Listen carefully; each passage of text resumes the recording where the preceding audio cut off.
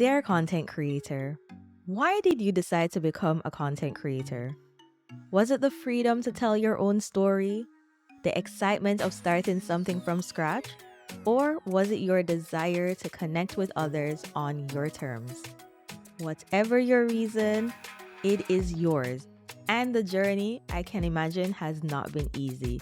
Trust me, I know. I've been doing this for 8 years now.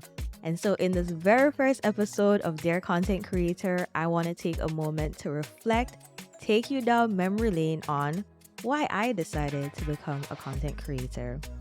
Let's dive in.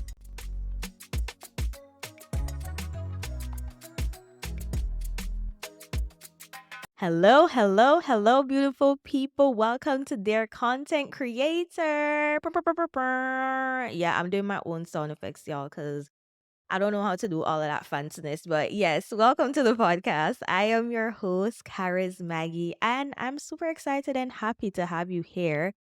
Wherever you're listening to this, if you're watching this on YouTube, I think I look cute today. What y'all think? What we're thinking about the hairdo today? You know, a little cornrows, back 6 cornrows braided down with the little beads in, giving you a description for all of my folks who like to listen on their favorite podcast platform. But yes, I'm excited, but I will just start off by saying, y'all, I have to give hats off to my fellow podcasters because doing this is not easy. I am a girly who's coming from the video content world, and the amount of takes it took me to get this intro, it was a struggle, y'all. I almost said, you know what? I'm gonna just go to my bed and try again, but no, we're doing this right now. Before we get into the episode, though, I wanted to do a quick toast. So I'm going to ask y'all, wherever you are listening, I have in my hand a little red stripe. I'm not a beer drinker, but the one type of beer that I'll drink is the red stripe, either in sorrel or watermelon. The best thing they could have ever made. I think they made this for the girlies like me because these are fire.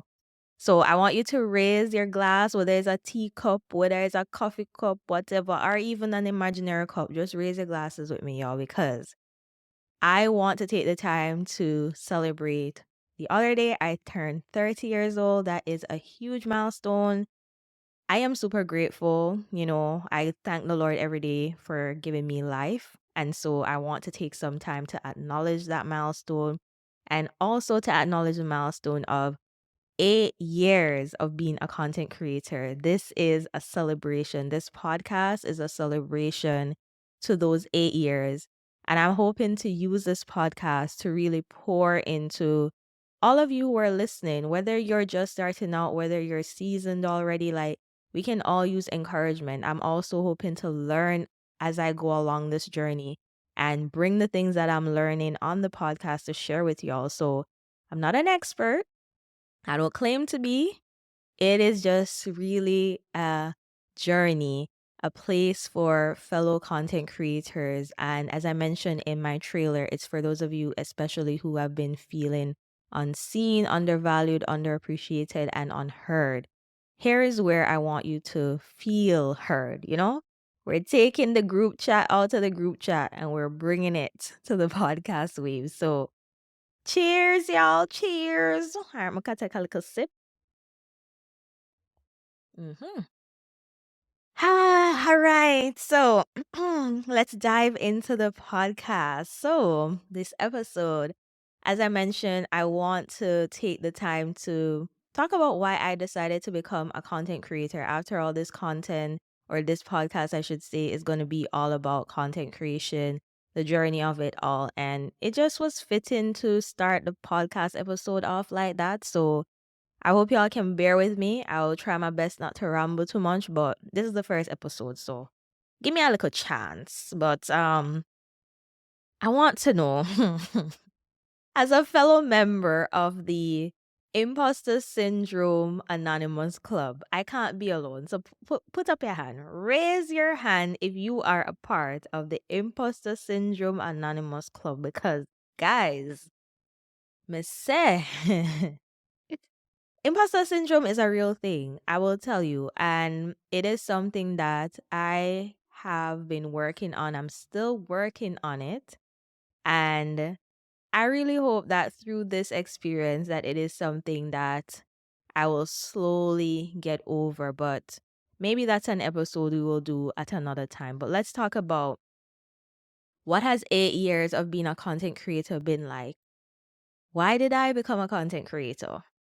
That is the question. I think you can hear by the accent. Hear a little Caribbean accent there. So let me start from the very beginning. So I always say that when it comes on to being a content creator, it is not really something that I chose. It's more of it chose me. That kind of sound corny, but it's the honest truth, y'all. I didn't know much about the world of content creation when I started 8 years ago. I started out on YouTube. And when I decided to make content, it wasn't even with the intention of monetizing, getting popular, any of those things that, nowadays a lot of people, that is the goal. For me, it was I was going to school in Canada, Newfoundland to be specific.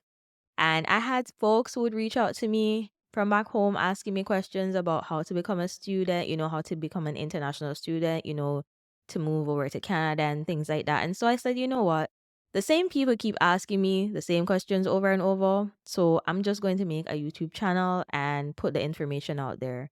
Because I remembered when I was looking for anything, how to do anything, you go on YouTube, right? So that's how I started. And I didn't mention this, but I came with the intention of doing my undergrad in science with the intention of eventually going to med school. So your girl was going to become a doctor, but let me tell you something.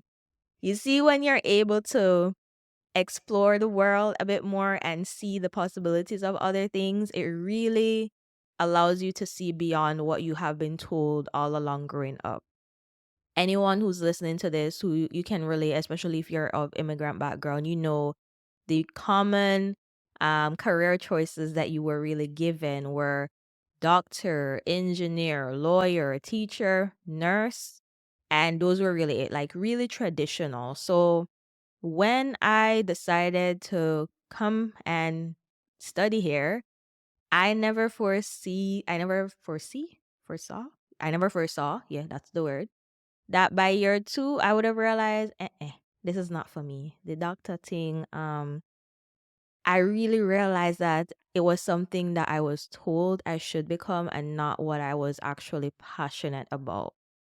And it was really through me making content on YouTube and really flexing that creative side of me that I always knew was there. I just didn't know what to do with that side of me.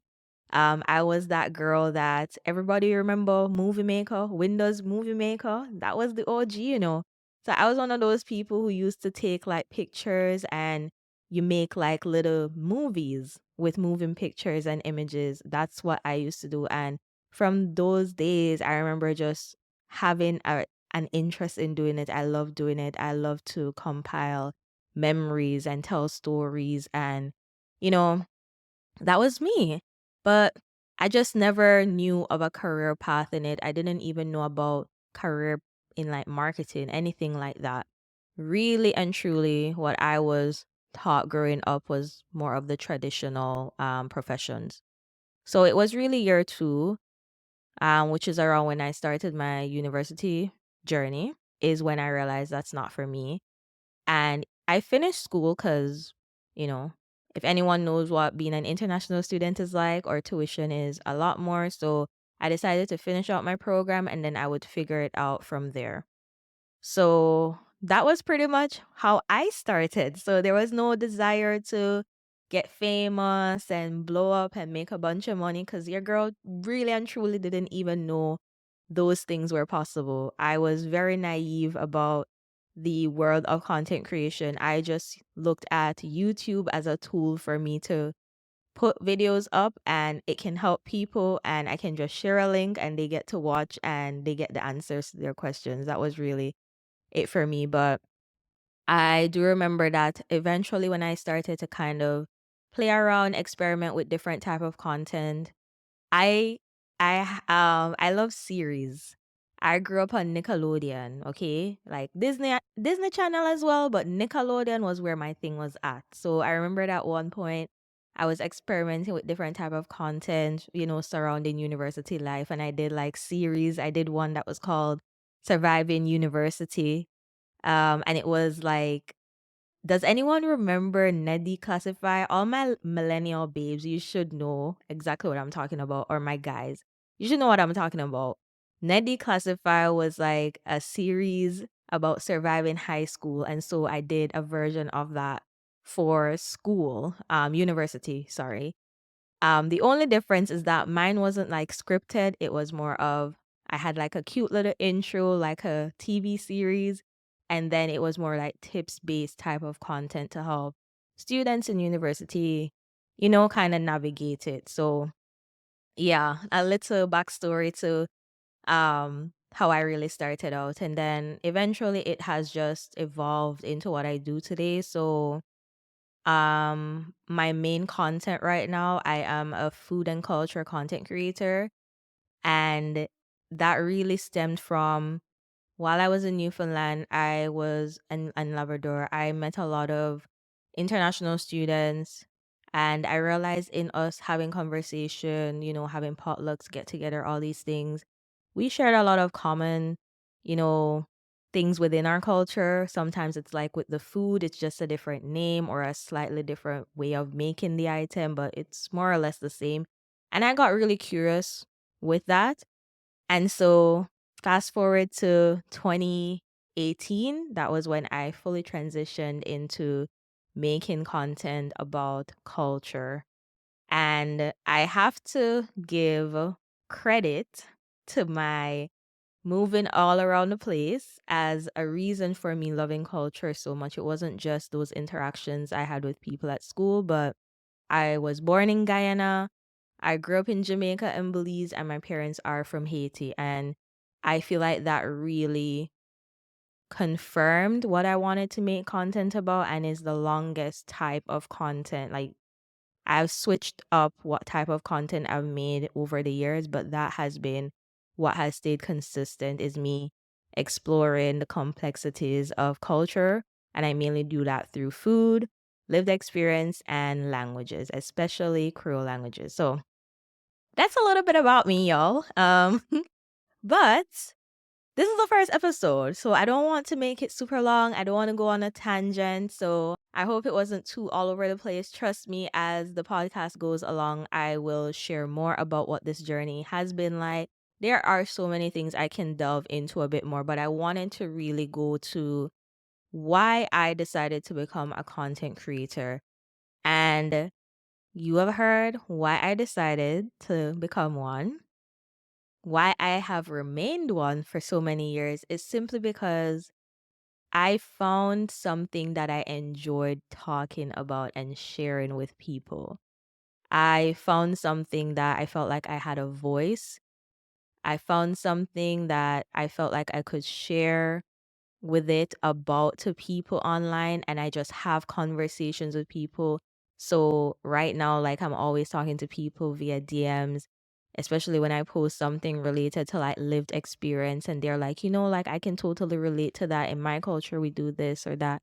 And things like that really warms my heart because after all these years, I have been able to build a community of over 40,000 people right now across the major social media platforms. So like YouTube, Instagram, TikTok.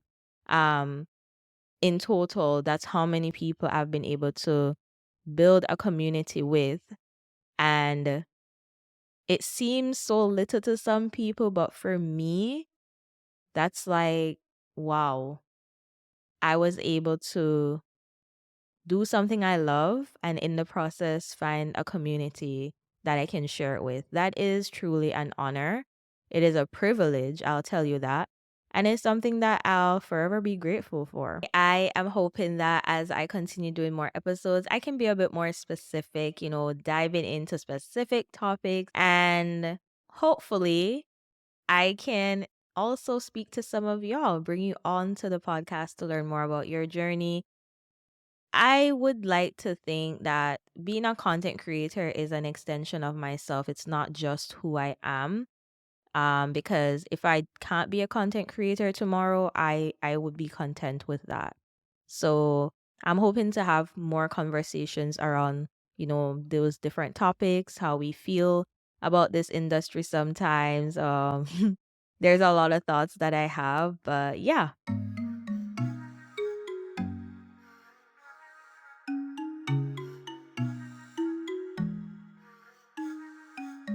All right, beautiful people. So we're going to go on to our very first segment for our podcast. I am going to call this the Creator Scoop. And in this segment, the point of it is to keep you up to date as to the latest news in the content creator space, things to keep top of mind, any popular news that's going on. And right now, what is hot is the recent events regarding creators to seek trademark ownership. And what has inspired this particular news is because I know a lot of y'all know about the trend that was going around. Advertisers were using it, brands were using it in their marketing. Very demure, very mindful, very considerate. So the name of the creator who coined that term, that made it so popular on social media, her name is Jules LeBron. And apparently she had some issues in applying to trademark the saying because there were other people who went ahead and submitted an application to trademark it. I don't understand people, y'all. Like, that is such diabolical behavior for people to submit a trademark for something that they didn't come up with.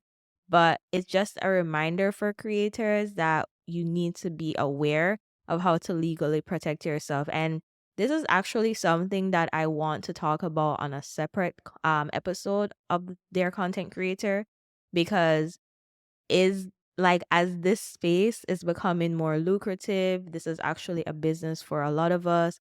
We need to be aware of how we can properly protect ourselves. It's not just a hobby anymore, y'all. Once upon a time, it could just be a hobby that we did, but a lot of us who are doing content right now, the intention is to monetize, the intention is to make a living, probably go full time with it. And so we have to be aware of the different avenues where we can protect ourselves from situations like this. So last I heard was that there's a possible chance that she can still be able to fight against it just because there are certain things that can be used, like I think the date that the trademark was probably submitted by other people, the trademark application, compared to when she actually came up with the term and it went viral on social media. So there might be some hope for her. So wishing her all the best and hope that it all works out. So that's it for the creator scoop for this segment. And another thing it brings me into, because I'm going to put this under the creator scoop. Well, no, creator announcement. So this is a separate segment. I have a newsletter. So subscribe, y'all. I am going to be sending out I'm thinking like once a week, you can expect to get something to your inbox. I want it to be super informative. What I will also include in it would be like events that are coming up. So, for example, if you're living in Toronto, we have a couple festivals that are happening. It is festival season, y'all. We have TIFF this month. We have the Caribbean Tales film festival happening. We also have the Toronto TO Web Fest that's happening this month. So September is already jam packed, and there's so many more events that are happening for the rest of the year that are important for creators. So stay tuned for more details of what is coming up. I'll keep you informed, but if you want to be kept informed quicker, subscribe to the newsletter. You can find all the details in the show notes. Well, y'all, that is the end for the very first episode. I am so happy that you joined me, and I hope that you got something from this episode. Hope I wasn't rambling too much and I kind of gave you a sneak peek into my journey. We will expand on that some more as the episodes continue in this podcast. But I do want you to take some time to reflect on the question that I asked earlier in this episode, which was, why did you become a content creator? Really think about that question, write down why, map out your journey, everything like that. I want you to really use this time to like do it as an activity.